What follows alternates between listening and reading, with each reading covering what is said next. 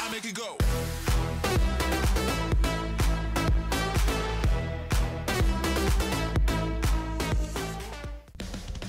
Hey everybody, welcome back to the channel. This is your host Majestic speaking with another episode of Mech Warrior Online here. And today we're playing with the Arctic Cheetah in a 6 heavy small laser build. So as you can see, we're scouting around on the battlefield. It's early stages here on Tourmaline Desert. We are playing Assault. Gonna get behind these guys pretty quickly, and right in front of us we do have this Hunchback 2C that's trying to get some shots down us. We were able to spray him a little bit with those heavy smalls, and this Bushwhacker is now focusing up on us. But as you can see, even taking a couple salvos, we still have a tremendous amount of armor to deal with. Now what I'm trying to do is get back to the rest of the team, wait for the rest of them to form up.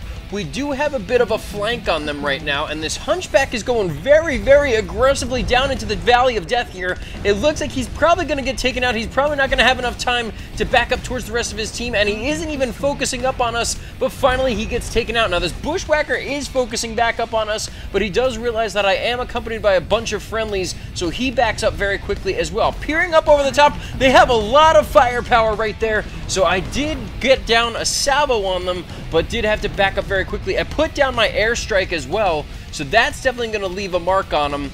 But we're going to group up here on the corner, hold the corner, and this King Crab is coming down very, very aggressively, maybe tanking for his team, but no one seems to be helping this poor guy out. And yes, it looks like he's just going to get eaten alive. He might be coming for us next, though. He does have his sights on us. We're going to use those jump jets to our advantage as best we possibly can. My team is able to wrap him up. This Bushwhacker pushing around the corner, getting absolutely obliterated, along with this Mad Cat Mark II. Now, they're going to retreat back into cover. It's 2-2 at this point, only 3 minutes into the round, and I'm just going to peer over the top. I have the agility to get back to cover, but I can put down some damage on these guys, and what I'm doing is I'm rotating between the flanks. I find that very important, especially right now, going for that little Kit Fox over there, who looks like he was trying to get some shots down on us. Maybe collect some target information, but no, he does dip back into cover, so we can't get as much as we wanted to. Now I'm going to help out again on the right flank. Maybe peer above the top here, and there's that Bushwhacker again, or another Bushwhacker. So they have a lot of armor that can deal a tremendous amount of damage, especially up close, if they decide to push this Death Strike right in front of us. We got the kill on him, center torso shot, and he goes down. Excellent way to get the advantage back, 3-2. Going for this Bounty Hunter, though, in front of us, and this Bushwhacker is back yet again. It looks like he has the same idea that I do, oscillating between the two flanks. But I'm going to stick with the heavies maybe now, because it's 3-2. They seem to be backing up, going for Hotel, weak torsos, and there he goes. My team is able to wrap him up. Indigo right in front of us. This Bushwhacker going for the backside. He gets taken out as well. Lima is in front of us now, just changing targets very rapidly. We do have to watch our heat maybe a little bit here. Gonna head towards him, going for that center torso shot there. And I did chain fire between the lasers, but still not enough to hold the heat. And we did, unfortunately, get an overheat there, but we did take him down. Now, focusing up on Echo here, very, very fresh Marauder 3R in front of us. I'm just going to distract him while the rest of my team does converge on him. Use these jump jets to my advantage, because he's not going to want to hit a moving target or try to hit a moving target with the rest of my team around me. He did overheat, so I'm going to get behind him, just peel across that back armor, so now he doesn't even know who to focus up on. Going for that backside, still coring up his backside entirely now. He's going for the legs. I can see that he's trying to get the legs on me, and I'm using these jump jets as best I possibly can. He did strip my right leg, so I do need to be careful here. Gonna keep firing in on this guy, use the jump jets, constantly shifting around him so that the rest of my team can form up and hopefully get some critical shots and get this guy down. I did overheat again in using those jump jets and the small lasers yet again. Cord center torso, a couple more shots, and he should go down again. A couple salvos. This guy is so tanky, just not giving up. But it looks like my team is going to be able to wrap him up, so I'm going to move on to the next target. Bravo right in front of us, this Florentine. Weak left leg, and we're going for that left leg. But my team is going to wrap around this guy and hopefully get that kill. Yes, there he finally goes. My team is able to wrap that one up. Now, the last guy in front of us is this Kit Fox, Kappa. He's going to focus up probably on my torsos if I had to guess. And we're just going to try and help out and get this guy cored out in the center torso. He did overheat, though, and my team is able to take advantage and get the final kill. 12-4 is your final score on Assault. on Tourmaline Desert, an extremely hot map, if not the hottest in the game. But let's check out the stats for the round. 1 kill, 10 assists, 2 KMDDs, 888 damage, 4 components destroyed. Fantastic teamwork, evenly spread across the board as well. Excellent, excellent work, excellent round of gameplay, especially it being a very hot map with a very hot build. I'm very impressed with how we did here, so definitely a great round. But let's head back over to the mech lab and go through the rest of the details of this mech and the build. Alrighty guys, welcome back to the mech lab. We're going to go through the details for the build on the mech I have in front of me, the Arctic Cheetah Prime Champion variant. Now you saw exactly what I have on this mech from the first round, but we're going to go through the details of everything. We're going to go through the overview, the placement on the loadout and everything, the rationale behind it, go through the skill tree, and eventually get out there back into the battlefields for a second round of gameplay. So let's hop right into it so we can get the overview underway here. Checking out the hardpoints: 0 ballistic, 6 energy, 0 missile, 0 AMS, and 1 ECM hardpoint. Now, just like the regular Cheetah, nothing has changed. It's just a matter of the loadout and what we can configure it with, having the new tech in the game at this point. So as you can see, based on the loadout, we do have the 6 heavy small lasers. That is very, very heat intensive, as you guys can imagine. And even from the first round, I think that was pretty much on point with how much heat you can rack up, especially if you do consistent alphas with this mech. So not to say that, you know, we weren't trying our hardest in maintaining the heat, but we were on the hottest map, you know, for that first round, or at least one of the hottest maps, I should say. So we try to manage it as much as we possibly can, but when it comes down to it, you know, we have 125 meters of optimal range to work with here. So max range, as you can see, is 230, and then I put the optimal range of 115, but with plus 10 with all the quirks on the skill tree. So, you know, you're very, very close range. But the Cheetahs are known for being very tanky mechs. Great hitboxes, great structure to work with, and adding on top of that as much as we possibly can so that this mech can stay in the fight, especially up close in distracting your opponents. No one likes getting harassed by a Cheetah. You know that it's going to be hard to kill, and it's going to distract you for a long period of time before eventually these critters go down. So that was the focal point here, and I said, you know what, we had the ER small laser build, which Denazon placed on his Arctic Cheetah, but I decided to wait until the new tech came out and then just see what else I can do with that same exact kind of mentality that he had with 6 smalls,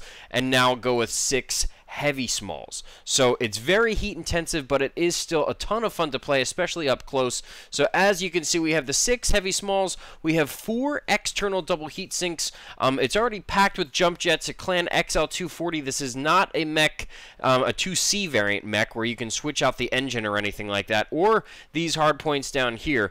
But, you know, in catering to the theme here, you know, we're going to dip in, dip out, spray some damage with these heavy smalls. We have a 39-point alpha with these small lasers. So, you know, on 1 alpha, although we will spike some ghost heat and everything like that, we're still dealing a decent amount of damage, especially for a light mech. Now, we did factor in that ECM module here. I wanted to make sure that this thing is completely, you know, off the grid or hard to target and everything, especially once you know, we dip into cover. So that doesn't really affect radar deprivation, but it does prevent locked damage, for instance, from missiles and everything like that, because we are going to be engaging up close. So if we can avoid, you know, the streaks and everything like that, or ATMs, or even LRMs from anyone who's trying to support, that's the focal point here. Now, 30 out of 30 tons, that's a glitch. It really is 30 out of 30 tons. This is 29.9. 68 out of 78 slots. 210 out of 210 armor. This thing is filled to the brim with armor. 1.41 is the heat management ratio. 14 double heat sinks in total. 9 in the engine, and then, as I said, the 5 on top of the engine. So 1, 2, 3, 4, and then the last one came preset in this mech, so we leave that one in there. 39-point alpha, 139.3 kph, and a jump distance of 52 with all of these jump jets in the legs. So we definitely have an all-around very great mech. I know a lot of people like to see the Arctic Cheetahs as Arctic cheaters, but you know, this mech definitely plays a role, and you know, it's available to everyone that can pick it up. So you know, it's not like it's a hero variant only that gets all these structure and, you know, armor buffs and stuff like that and great hitboxes. Anyone can get them, anyone can use them. So let's head over to the skill tree now and just go quickly through the overview of the skill tree. Focused on laser duration, wanted to reduce the amount of laser duration that we have on this mech, and also focus on heat gen. So we didn't really focus as much on cooldown. I really just wanted to hit as many heat generation reduction nodes as I possibly could. So as you can see, even here I left out like this cooldown node over here, but I wanted to make it all the way down to the bottom because, as you can see, the path that we took does incorporate the most amount of heat gen nodes.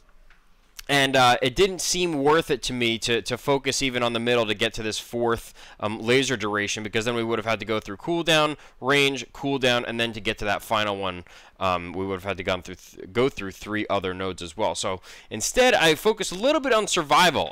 Again, we're very, very close range with 125 meters of optimal range. So we did put some skeletal density and some more armor hardening on this thing, just to make it that much more brawly out there on the battlefield and lasting a little longer in front of our opponents. Mobility, absolutely critical, especially with a light mech. You want to make sure, because these are factored based off percentage of your KPH, so 1.5% on top of what this mech was already running before speed tweak is more beneficial for you than say you know, a mech with a very, very sluggish engine that doesn't have a great engine rating.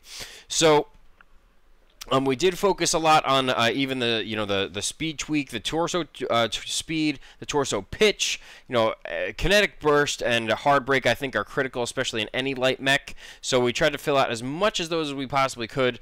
Operations, filled out the improved gyros and heat containment. That's what I really wanted to focus on, but instead, I really wanted to make sure that we enhanced the sensor tree. So radar deprivation, enhanced ECM systems bonus of 22.5%.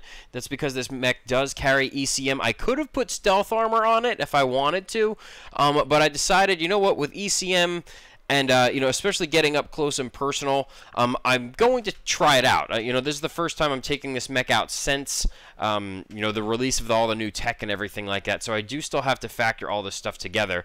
But this is what I'm working with for now. You know, the radar depth, seismic sensor, and enhanced ECM, and then the extra consumable slot so we can carry an airstrike and, say, a cool shot. But that's going to do it for the overview on this mech. I hope you guys enjoyed the mech. I hope you enjoyed the first round. I hope you enjoyed the overview. And now comes the second round in the Arctic Cheetah Prime Variant Champion Edition. After you know, seeing Denazon's builds and everything like that, and going through this video specifically for him, since I owe him one for you know, missing him out on Patreon. But that's gonna do it for the overview. Thank you guys for tuning in. Let's head over to the second round. Here we go. Alrighty guys, here we go. Second round is going to take place on Mining Collective. Again, we are playing Assault game mode. Just doing, again, a little bit of scouting for the heavies and the big guys that are going down the Delta line alongside us. Maybe peer over here just to see if we have any sort of movement. It does look like, oh, rubber banding a little bit there, so we don't want to step on top of anyone. But we do want to peer around the corner a little bit and get some targeting information for our team. They do have a couple assaults coming up the Delta line, which we do need to be aware of. Now, we're using this agility kind of approach here where we're just going to pick and choose our spots to stab our opponents. We're going to put some damage down, as many alphas as we possibly can, and going up to 43% heat.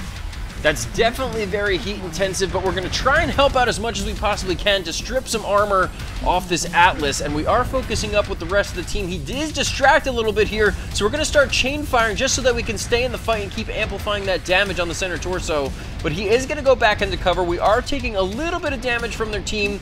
Just going to back up a little bit here because they do have some numbers. They didn't notice us before, but now it looks like they might start to pay attention just because we are constantly stabbing them in the sides. We're down 0-2 right now, and this Atlas right in front of us, it looks like he's going to try and get back maybe into some cover, but he does go down. My team is able to wrap it up. He did have a very, very weak center torso. Now, poking around the side, we have this linebacker in front of us. We did scrape our awesome there. It looks like he's going to focus up on this linebacker as well. It's very, very short range build. We're going to circle around him. He's not even going to focus up to get a salvo down on us. Looks like he's just trying to head back into cover, and that gives us the opportunity to escape and instead help out the rest of our team on this Uziel. Now, this Uziel just might be alone from this particular angle, and unfortunately we did overheat. My team is able to get another kill, and yes, it was that Uziel that was right in front of us, so he goes down. It's 2-2, so we did even the score here, but now we have to focus our attention on our left flank. They are coming behind us as well, so we need to help out in multiple spots here. Just going to amplify some damage, distract our opponent to put them back into cover so that it can give our team the chance to regroup here. Going for this linebacker, he is very, very badly beat up, and everyone is kind of just ignoring me right now, which is very, very surprising. And there he finally goes. We get him down. We're losing, though, 5-4, unfortunately. Now, I do have some support from the rest of my team. We are getting targeted by some missiles as well.